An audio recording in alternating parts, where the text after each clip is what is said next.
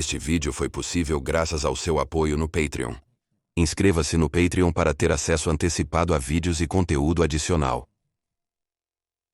Bem-vindo ao Detetives de Casos Antigos Muito Perto de Casa, uma série mensal patrocinada pelo Patreon, onde selecionamos 5 apoiadores do Patreon aleatoriamente e examinamos casos que apresentam suas cidades natais. Para destacar sua cidade natal, junte-se a nós no Patreon link abaixo. E agora vamos mergulhar em 5 casos de suas cidades natais.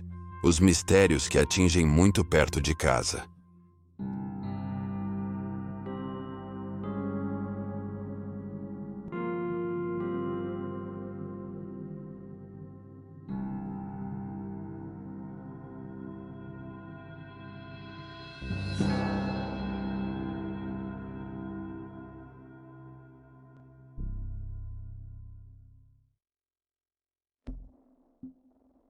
Kelly Widen Drew Cronenberg, praia da cidade do Panamá, Flórida. Nosso primeiro caso para o Too Close to Home deste mês vem do nosso patrono Drew, que escolheu a cidade de praia da cidade do Panamá no estado da Flórida. Conhecida principalmente por suas praias de areia branca e águas cristalinas, é uma cidade turística que menos de 13 mil pessoas chamam de lar, e tem muitos casos bizarros e não resolvidos. Desaparecimentos. Kelly Widen foi vista pela última vez em 8 de abril de 2016. Uma contadora de 44 anos que atendia pelo nome do meio, Alison era formada pela escola secundária Smith Station e foi descrita por aqueles que a conheciam como vivaz, amigável, extrovertida e muito amada. No momento de seu desaparecimento, ela estava no meio do término com seu namorado com quem morava, William Daly. No mesmo dia em que foi vista pela última vez, Alison e seu ex tiveram uma discussão no Dat Cajun Lugar, um restaurante no quarteirão 8500 da Thomas dirigir. Os investigadores acreditam que, após essa briga, a mulher de 44 anos continuou a retirar seus pertences da casa compartilhada do casal, na Lugar Romanza, até 18 de abril, que foi quando a Alison parou de manter contato com sua família e amigos. Seu ex-namorado disse às autoridades que nunca a viu durante esse período. Foi no final de maio, quando os entes queridos de Alison perceberam que ela estava desaparecida. As circunstâncias do desaparecimento de Alison eram estranhas. Ela deixou para trás 2 pets, um gato e um cachorro, adotados por parentes, seu conjunto de tacos de golfe e um bônus do trabalho, que pretendia usar para visitar seu irmão no Alabama.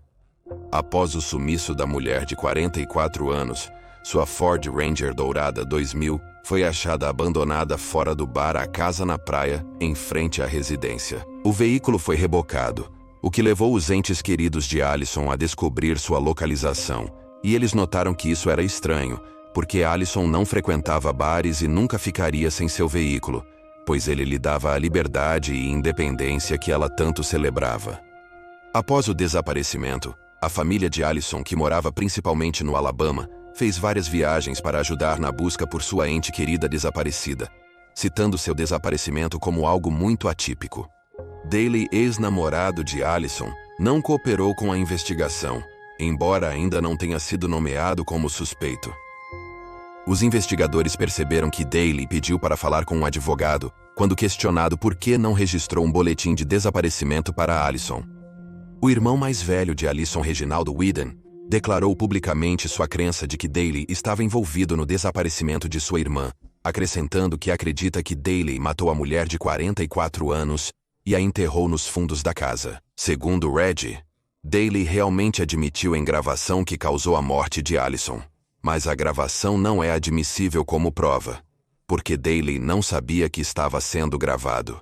E a Flórida tem uma lei de consentimento de 2 partes, que exige que todas as partes envolvidas saibam que estão sendo gravadas para que seja legal. Frustrado com isso e com a falta de progresso no caso, Reggie eventualmente alugou uma escavadeira e, com a ajuda de um amigo, escavou o jardim de Daly sem a sua permissão. Ele não encontrou nada que indicasse que sua irmã estava enterrada lá e causou cerca de $1.500 em danos. Reggie afirmou sobre o incidente: "Eu cavei o máximo que a escavadeira permitiu." Ele foi acusado de roubo com agravante, danos à propriedade e vandalismo. No último ano, não surgiram novas pistas no caso de Alison, e nenhuma nova evidência veio à tona. Sua família ainda espera que um dia seja resolvido. Red descreveu o desaparecimento dela como a coisa mais difícil que ele já teve que lidar, dizendo à mídia: ela era minha irmãzinha, e ela olhava para mim para protegê-la, e eu não estava lá. Isso é difícil de engolir. Kelly Allison Whedon foi vista pela última vez em 8 de abril de 2016 em Cidade de Praia do Panamá, embora não se pensasse que ela havia desaparecido até 10 dias depois em 9 de abril. 18 de abril que foi a última vez que alguém teve notícias dela. Allison, com 1,75 metros de altura e 61 quilos, foi vista pela última vez. Ela é uma mulher branca com cabelos castanhos, olhos cor de avelã e orelhas furadas. Ela é conhecida pelo seu nome do meio e tem várias tatuagens distintas, incluindo um sol de estilo tribal no ombro esquerdo, uma cruz nas costas entre as omoplatas e um tubarão no quadril, logo abaixo da cintura. Se Allison ainda estiver viva, ela terá 50 anos de idade. Se você tiver alguma informação sobre o desaparecimento dela ou seu paradeiro, pode ligar para o escritório do xerife do Condado de Bahia no número 850-747-4700. Ekaterina Sherbakova, Antônio Lash, Monterey, Califórnia. O próximo caso do dia é este. Anthony, nosso patrono, escolheu Monterey, Califórnia como local. Um destino popular entre os turistas, Monterey abriga bares, restaurantes de frutos do mar e o aquário da Baía de Monterey, além de vários mistérios arrepiantes e não resolvidos. Nascida na Rússia, Ekaterina Sherbakova, conhecida como Katia, mudou-se para o Zimbábue com a mãe em 1990 aos 5 anos. Katia não teve grandes problemas durante o crescimento, e sua mãe a descreveu como uma menina feliz, forte e de bom coração. Mas a vida de Katia tomou um rumo diferente quando ela entrou na adolescência, pois as limitações do distrito significavam que todos os amigos que ela fez na Foothill Elementary frequentariam uma escola secundária diferente da dela, deixando-a angustiada. A adolescente passou algum tempo na escola do meio do rei, antes de ser brevemente matriculada na escola de ensino médio Fitch, depois que começou a causar problemas e se tornar uma adulta. Na Fitch, ela foi colocada em uma turma especializada em cuidar de crianças com problemas de comportamento. A mãe de Katia sentiu que sua filha apenas se envolveu com a turma errada, que após ser separada de suas amigas de infância, ela se aproximou das pessoas erradas. Quando a adolescente retornou à escola intermediária do rei, seu relacionamento com a mãe estava tenso. Era incerto para ambas se a dupla poderia ou não recuperar seu antigo relacionamento. Em 5 de abril de 1992, Katia e Francisco foram a uma escola em Washington, Distrito de Colômbia. Em 1998, Katia, aos 13 anos, saiu de sua casa na Rua Casanova para a casa de um amigo na Avenida São Paulo, em Litoral Monterrey. Segundo o amigo, Katia deixou a casa novamente às 24. Ela foi vista pela última vez caminhando em direção ao Boulevard Fremont. Mas Katia nunca chegou em casa e nunca mais foi vista ou ouvida novamente. Devido à natureza problemática da adolescente e ao relacionamento desgastado que ela tinha com sua mãe, o desaparecimento de Katia não foi imediatamente motivo de alarme para a polícia.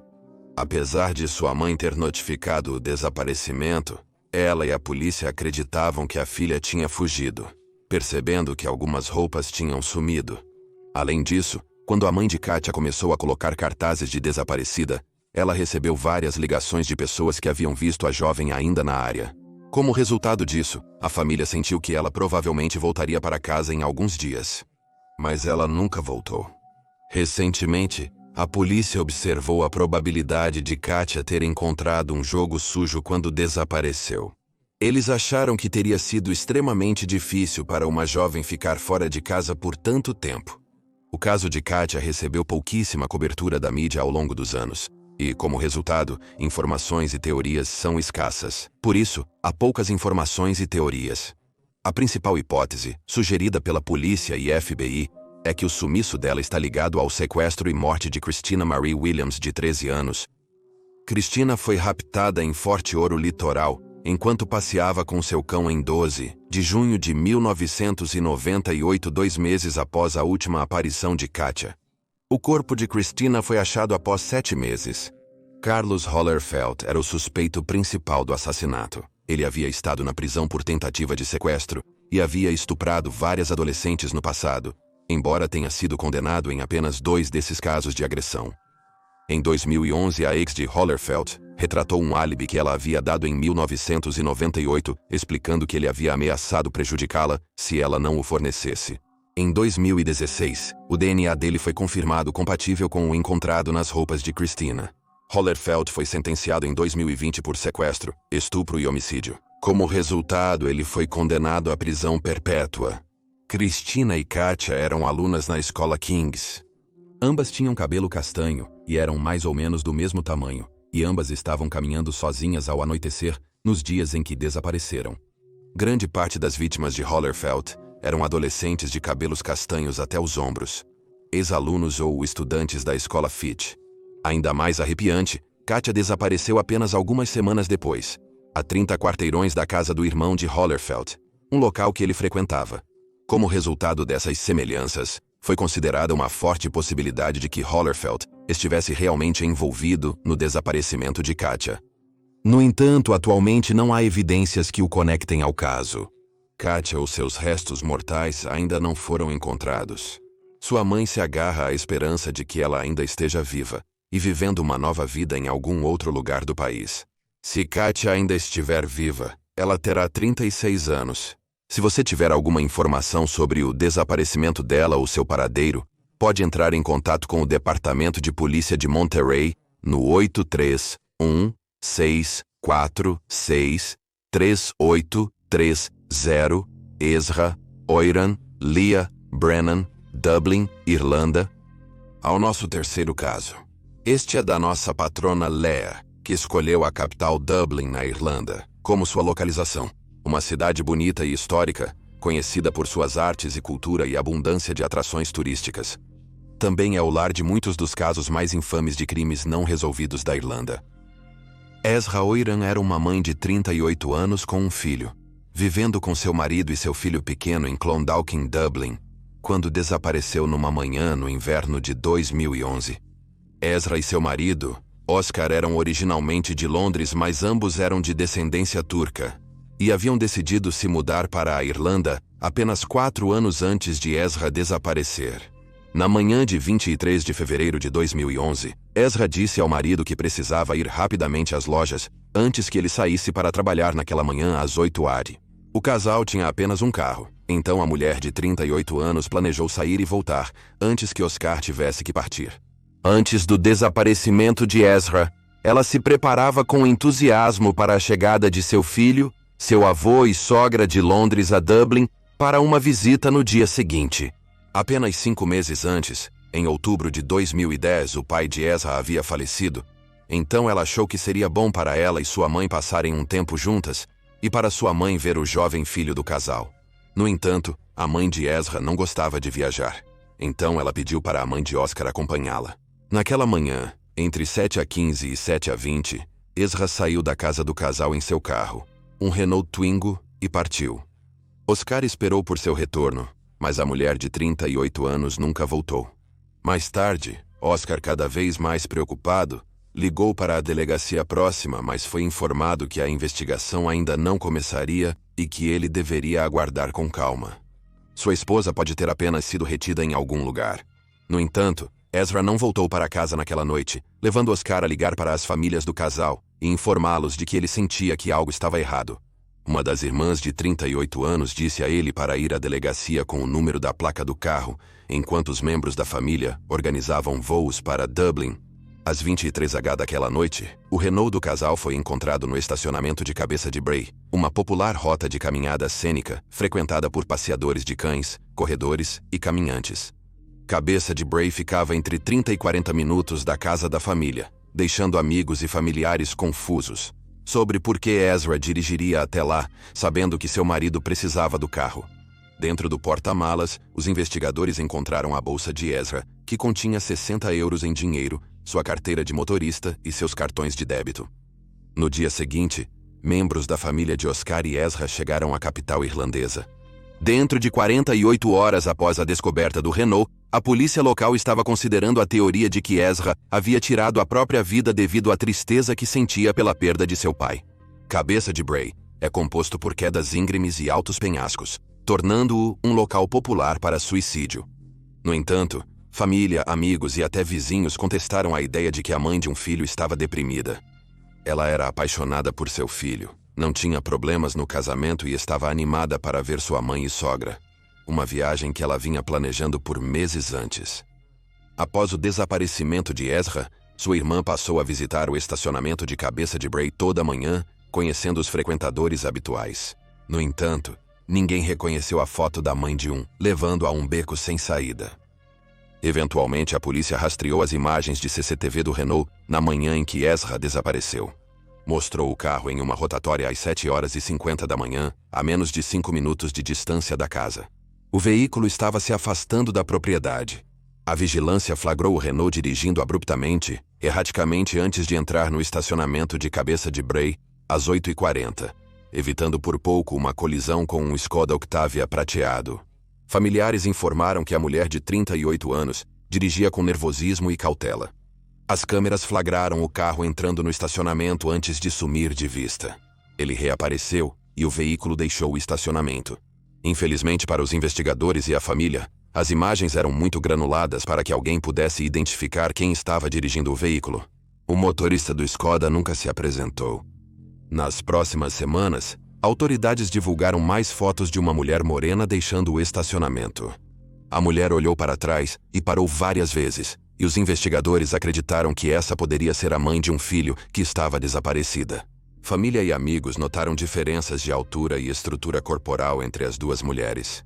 Eles também notaram que nas imagens do CCTV havia uma pequena forma se apressando em direção à mulher não identificada. Parecia que ela estava parando para verificar e esperar por seu cachorro.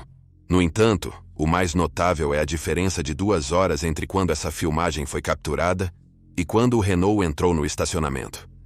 O celular de Ezra deu o último sinal em Cabeça de Bray por volta das 22h no dia do seu desaparecimento, mas nunca foi localizado. Então, no início de 2012, uma de suas irmãs foi abordada por um comerciante que encontrou suas chaves depois que alguém as deixou no balcão de sua loja. Ele sabia que eram de Ezra, porque tinham um chaveiro com uma imagem dela, Oscar e o filho do casal, e ele reconheceu sua imagem das notícias.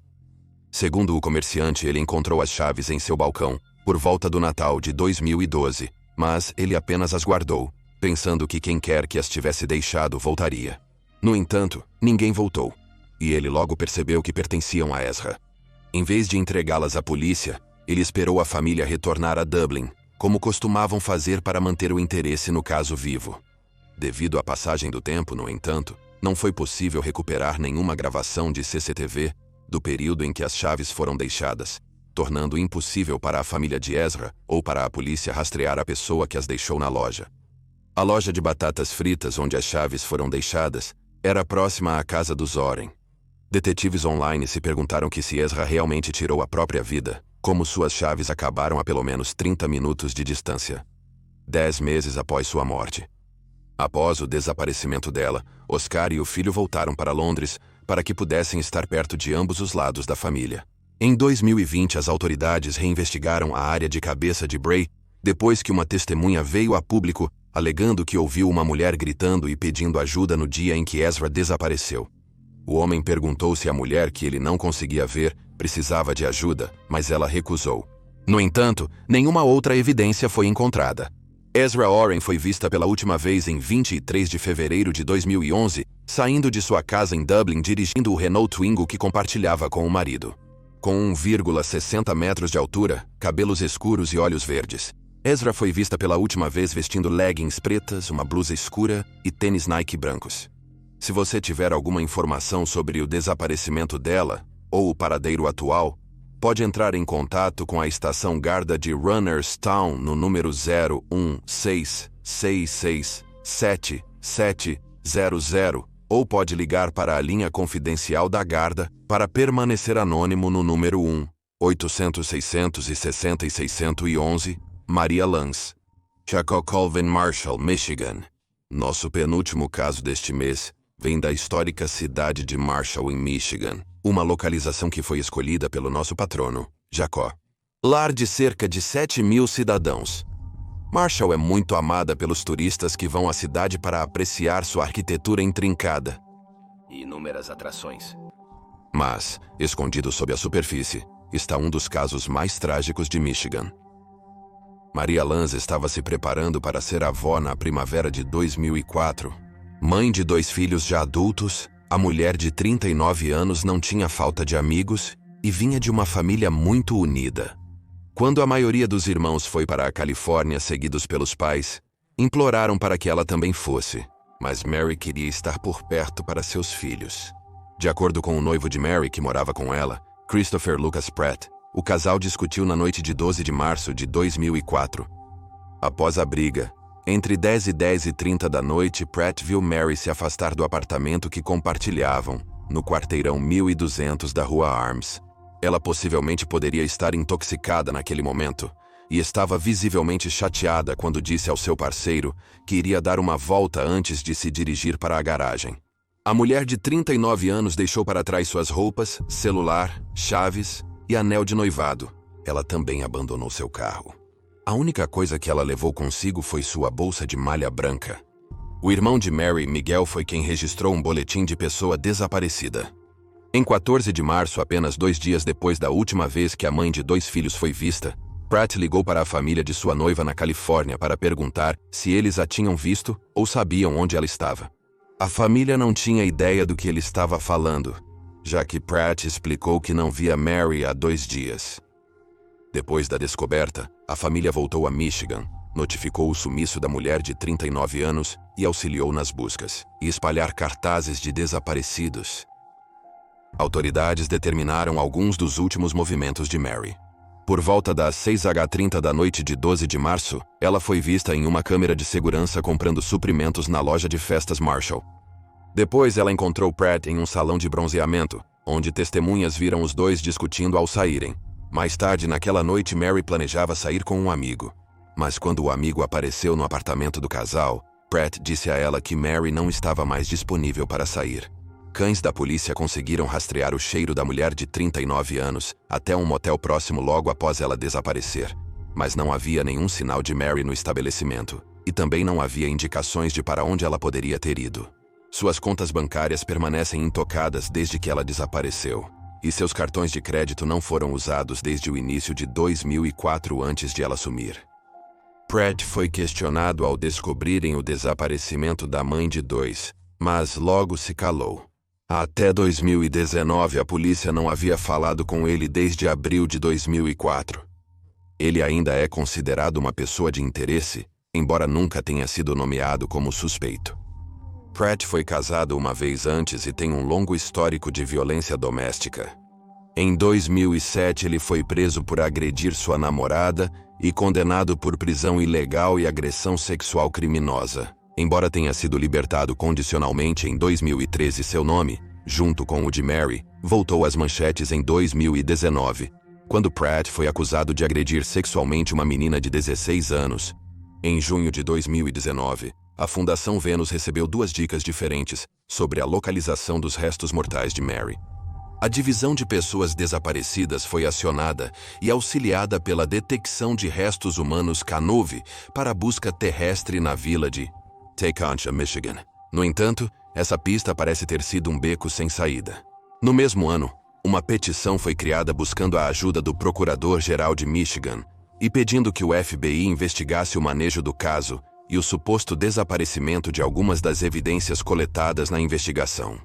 A petição também alegava que alguns dos oficiais do Departamento de Polícia de Marshall tinham conexões com Pratt e que estas também deveriam ser investigadas. Não está claro quais evidências desapareceram no caso, pois os artigos mencionando este incidente são poucos e distantes entre si. Nenhuma acusação jamais foi feita a Christopher Lucas Pratt, nem a ninguém em relação ao desaparecimento de Mary. A mãe de 2 filhos de 39 anos foi declarada legalmente morta em 2011, embora, de acordo com os investigadores, seu caso ainda esteja aberto e ativo. Sua família permaneceu em Michigan desde o seu desaparecimento. Maria Lance foi vista pela última vez saindo de seu apartamento no quarteirão 1200 da Rua do Braço, na cidade de Marshall, Michigan, entre 10 e 10h30 da noite de 12 de março de 2004. Ela é uma mulher branca com cerca de 1,68 m de altura, cabelos castanhos e olhos castanhos. Quando foi vista pela última vez, ela pesava cerca de 72 quilos. E usava uma camisa de uniforme hospitalar azul claro, com estampa de ursinho de pelúcia, ou Bob Esponja calças de uniforme hospitalar azul escuro, tênis slip-on e uma jaqueta de couro marrom. Ela também estava carregando sua bolsa de mão de malha branca. Mary tem as orelhas furadas e o umbigo furado. Ela tem uma cicatriz no braço esquerdo de uma vacinação contra a poliomielite e usava óculos de leitura com armação marrom. Seu nome de solteira é Marshall, e ela pode ser conhecida pelo nome Maria Denise Marshall Lance. Se ela ainda estiver viva, Mary terá 56 anos. Se souber algo sobre o desaparecimento dela, ou localização, contate o Departamento de Polícia de Marshall no 269-781-2596, Melissa Jo Sermões. Ainsley Auburndale, Condado de Polk, Flórida. Nossa última localização de caso. Este mês vem de nosso patrono Ainsley, que escolheu a cidade de Auburndale, no Condado de Polk, Flórida. Embora tenhamos encontrado alguns casos não resolvidos nesta área, não conseguimos encontrar mais informações sobre os desaparecimentos além de 1 ou 2 parágrafos. Como resultado, olhamos para a cidade de Lakeland a menos de 20 minutos de distância e descobrimos vários mistérios estranhos e não resolvidos. Em 3 de maio de 1992, Melissa Jo Sermões, de 26 anos, foi a um rodeio em Cidade de Dade com seu novo namorado, Elwin Lawrence Costin Jr., de 31 anos, ou Larry para aqueles que o conheciam. O casal se conheceu trabalhando no rancho do tio de Melissa. Larry se divorciou recentemente de Donna, e Melissa terminou seu relacionamento anterior com um trabalhador do rancho. Apenas um mês antes. No rodeio, Larry e seu amigo participaram de uma competição de laço em equipe. A dupla ganhou o grande prêmio de $350 e dividiu igualmente entre eles. Depois, por volta das 2 da manhã, Larry e Melissa encontraram um amigo para comer algo. De acordo com relatórios, eles se separaram do amigo por volta das 4 da manhã e se retiraram para o trailer de Larry, no quarteirão 12.600 da rua Moore, em Lakeland. As autoridades acreditam que o casal chegou lá por volta das 4h15 da manhã e determinaram que Melissa nunca voltou para sua própria casa naquela noite. No dia seguinte, tanto Larry quanto Melissa faltaram ao trabalho. Não demorou muito para que seus familiares preocupados e o tio de Melissa entrassem em contato com as autoridades. Em 5 de maio, 2 dias após o casal ter sido visto vivo pela última vez, o corpo nu de Larry foi encontrado no chão do quarto de seu trailer destrancado. O indivíduo de 31 anos foi baleado várias vezes na cabeça e costas. Uma de suas armas estava desaparecida, mas não havia sinais de luta ou roubo, e sua cama não havia sido usada. Não havia nenhum rastro de Melissa na cena. A princípio, pensava-se que a jovem de 26 anos estava ligada ao crime, sendo procurada para interrogatório por um período. Acreditavam que ninguém conseguiria se aproximar para matar o namorado dela. Alternativamente, pensaram que ela poderia ter presenciado o crime e fugido com medo. Enquanto isso, a ex-esposa de Larry afirmou sua crença de que Melissa estava envolvida. Ela acreditava que o casal tinha brigado, e Melissa o tinha matado. No entanto, tanto a família de Melissa quanto a família de Larry sempre acreditaram que a jovem não tinha nada a ver com o crime, e que ela provavelmente era uma vítima também. Não foi até 2013 que as autoridades começaram a ver as coisas da mesma maneira. Em julho de 2013, os investigadores anunciaram que o ex-namorado de Melissa, Danny Carretzo, era suspeito no assassinato de Larry e no desaparecimento de Melissa. Carretzo e Melissa terminaram um mês antes dela, aos 26 anos, desaparecer. O término. O casal morou junto na propriedade de Carretzo por 1 ano, após se conhecerem no rancho do tio dela. Após a separação, Carretzo manteve contato com a família da ex-namorada e constantemente pedia atualizações sobre o novo relacionamento. No dia anterior ao desaparecimento de Melissa, ela falou com ele ao telefone e disse que estava namorando Larry e não queria mais vê-lo ou falar com ele. A mãe de Melissa relatou às autoridades que Carretzo perseguia não só a filha de 26 anos, mas também suas irmãs. As autoridades policiais confirmaram ter provas físicas na mesma época, ligando Carretzo à cena do crime. Apesar disso, nunca foram feitas acusações contra ele por assassinato. Nos últimos anos, os investigadores acrescentaram que acreditam que o irmão de Carretzo, José, ajudou a cometer o terrível crime. Testemunhas disseram que os dois se gabaram de ter jogado os restos de Melissa no Pântano Verde, perto de Tampa e Orlando. Os irmãos viviam traficando cocaína das chaves da Flórida para Atlanta, Geórgia, embora Danny tenha trabalhado mais recentemente como guarda florestal. José morreu em 2008, mas de acordo com rumores online, pouco antes de sua morte, ele contou a um detento sobre o crime e o papel que desempenhou nele. Em 2014, Danny foi indiciado por mentir para um grande júri da Flórida em relação ao caso de Melissa e Larry. De acordo com o Notícias de Orlando Oeste, ele foi acusado de fazer uma declaração falsa na acusação do crime capital. A acusação, no entanto, não revelou sobre o que ele havia mentido. Desde então não houve novas atualizações no caso. O corpo de Melissa nunca foi recuperado e as acusações ainda não foram feitas contra Danny. Melissa Jo Sermões 26 foi vista pela última vez em 3 de maio de 1992 em um rodeio com seu namorado, Larry Costain, em Cidade de Dade, Flórida. Melissa é uma mulher branca, com 1,78 metros de altura e olhos verdes. Quando foi vista pela última vez, ela tinha cabelo loiro e pesava cerca de 79 quilos. Ela tem uma cicatriz embaixo do nariz e orelhas furadas. No momento do seu desaparecimento, ela estava vestindo uma camisa preta, calças turquesa, botas brancas ou cinzas, um anel de ferradura com diamantes, um relógio preto e uma corrente de corda. Melissa pode ser chamada de Jo, e pode soletrar o nome J-O-E, em vez de J-O. Ela também pode usar o nome Pauline Krause. Se Melissa ainda estiver viva, ela terá 55 anos. Se você tiver alguma informação sobre o paradeiro de Melissa Sermões ou o assassinato de Larry Costain, você pode ligar para o escritório do xerife do condado de Polk no número 863-298-6200. E aí estão os fatos. Gostaria de agradecer a todos os nossos incríveis apoiadores no Patreon e parabenizar mais uma vez os vencedores deste mês. Se quiser a oportunidade de ver sua cidade natal em um episódio de Too Close to Home, junte-se a nós no Patreon, seguindo o link abaixo. Obrigado por assistir. Fique alerta, fique seguro e nos vemos na próxima vez.